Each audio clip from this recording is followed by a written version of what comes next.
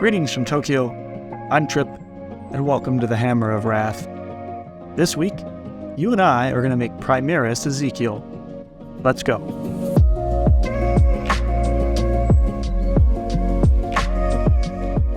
Thanks for joining me in the studio. Today we're going to talk about my Ezekiel conversion. And, the title on the thumbnail isn't clickbait. This actually uses 6 different kits and cost over $200, but obviously I didn't buy all of the kits just to make this one conversion. I used a lot of them to create models for my Dark Angels army, like this incredible Azrael conversion that I made about a year and a half ago.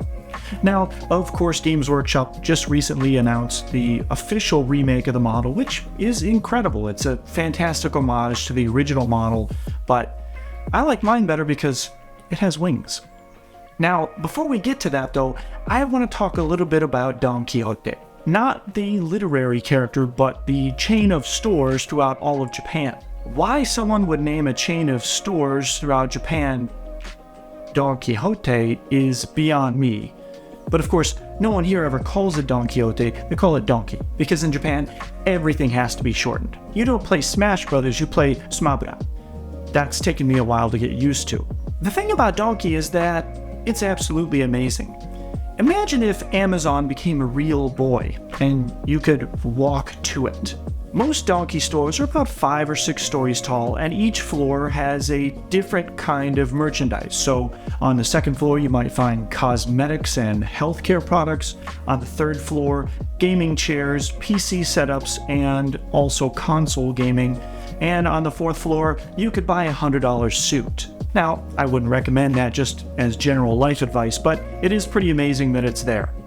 Now, I'm also fortunate enough that the Donkey that I frequent has an official Warhammer store inside of it as well. So it's sort of like killing 2 birds with 1 stone. I can go buy meat and overpriced models. Win-win. Now, I'm really excited to show you this conversion. It took quite a while to plan and create, and it turned out better than I had hoped. So let's get started, and I'll show you how I did it. Our kitbash was made using parts from 6 different Games Workshop kits, including the body from the Primaris Captain kit, which was put on a base from the Age of Sigmar heroic bases. The arms and psychic hood came from the Primaris Psyker, the gun from the Primaris Apothecary, and the helmet and tome from the Dark Angels Veteran Upgrade Sprue. The 6th kit will come into play a little later. No Space Marine Librarian is complete without robes, and I had to use green stuff. Now, normally I absolutely hate this stuff. I struggle with it, but I've discovered that the secret is simple. Vaseline. Yep, that stuff your mother kept in the cabinet to wipe your sore bum is what's necessary to keep the tools from sticking to the medium as you sculpt it. I'm using a combination of metal and rubber sculpting tools here, simply dipping them in the Vaseline as I sculpt the green stuff. But the trick is Vaseline. And once the green stuff is fully cured and set, you can wash the Vaseline off so that it's ready to paint. For a first shot of robes, they didn't turn out too bad. I wanted to add some additional details, so I set about printing some additional tomes, and because Ezekiel is the keeper of keys, I found these great keys online and printed out about half a dozen of them. Using super glue, I placed them around the model, hanging off of his belt along with the reliquary. Here is that 6th kit. I almost forgot, the tilting shield from the Dark Angels Interrogator Chaplet. I'm using a flexible resin when I print the purity seals so that they don't snap off the model. Using super glue, I applied them around the model, and also added some additional tomes to the base to give it some storytelling. With that, our model was all set. It includes parts from 6 different kits, green stuff, and printed materials. I began by applying a base coat of black primer and a zenithal highlight of white primer. This immediately establishes the shapes and volumes in our piece, and you can see the difference that it makes. I underspray using a darker blue to create shadows, and a sky blue along the top to create my highlights. When you look at the model, obviously it's too bright. Now we're going to knock that back with a healthy wash of Gulliman Glaze. Now, Games Workshop no longer makes this, but you can substitute a blue contrast paint or shade as well. And you see, once that's dried, it's brought out all the recessed details and given more definition to the model. I then set about applying my base coats to the rest of the model, which includes a medium gray to the base, which I then shade with a combination of Drakenhof Nightshade and Lamian Medium, working my way around the base, covering all the details. Once this is dried, I'll dry brush with a light gray to bring out the highlights. When that's done, I work my way around the model, painting in the skulls that I've placed, using Ushabti bone. I then use a khaki to paint the pages of the tomes as well as the purity seals, and then I begin working on the robes. No reason to be overly careful here, as we'll paint all of the details of the keys after. Once I've got my base coats down, I move around using shades and washes, making sure that all the details are coming out in the tomes, purity seals, and skulls, and then I begin darkening the folds of the robe using Agrak's Earth Shade. Once the shade is dry, I use a Ushabti bone to pull out the highlights, and this is what we're left with. Now, there's going to be a slight jump here, a bit startling, I know. It looks like a lot has changed, but honestly, I just worked my way around the model, painting the details like my metallics and leathers. The final touch to any gold, though, to make it really pop, is to add a highlight. And in this case, I'm using Canoptic Alloy to just hit the upper surfaces of all the gold items. Keeps them from looking flat and lifeless, helps to define their shapes, and sort of makes the model pop. I then work my way around the model, applying Stormhost Silver to any place that needs to be a metallic, like his relic weapon or the keys, and once that's dry, I shade them with Nuln Oil to bring out the recesses. I move on to painting the reliquary. Now, normally this sort of thing contains some sort of mystical or holy object, and in this case I thought it'd be really fun to do some minor OSL, or object source lighting. So we're going to start with a white here, and then you'll notice I'm also painting a little white on the surrounding areas, like the edges of the keys or the robe that might catch the light glowing from this item.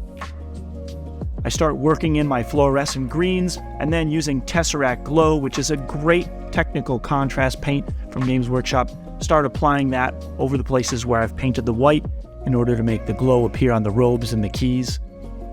Once that's set, we need to paint in his Dark Angel's shoulder pauldron, and we're using Caliban Green here to get excellent coverage and carefully work our way around the shoulder pauldron. Because the weapon is a relic weapon, a theme in my army is that all relic weapons are painted white. I'm using Dark Elf Flesh from Vallejo and a 000 brush in order to indicate where the text might be, sort of painstaking but fun at the same time. I'm working on the other page here. Now you'll notice I've left a space in the upper left corner of the page and at the bottom of the page as well. That's because I'm going to move on to some red paint and indicate a drop cap here, or sort of an initial cap that you see in illuminated manuscripts and other items. And in the space along the bottom, one of the decals from the Indomitus sheet, a small Aquila that we'll add along the bottom, just moving it into place with our brush, and then tamping it down with a dry paper towel. On the knee pad, we'll have the Dark Angel's chapter symbol, and again, once we've got it into position, carefully rolling our thumb with a paper towel to press it into place, and then applying a decal softener. We do the same thing on the shoulder pauldron, applying our chapter symbol, pressing it down, and applying a decal softener. Now that the decal softener has had a chance to work on that knee pad, we go back with a flat, soft brush and slowly brush the decals out, removing all the air bubbles and creases so that they look painted on. I have a separate tutorial for this linked in the description below. Moving on to the power sword, I spray it with Runefang Steel, and then using that Guilliman blue glaze, I hit the underside of the blade to give it some definition, and of course, peeling off the tape is always so satisfying when you get to see the final result. Next, I'll spray the glow from the energy sword, and using Corax White, bring out the script. To finish the power sword, I paint the haft and the power pack using Canoptic Alloy. And finally, we finish by painting the rim of the base Steel Legion Drab.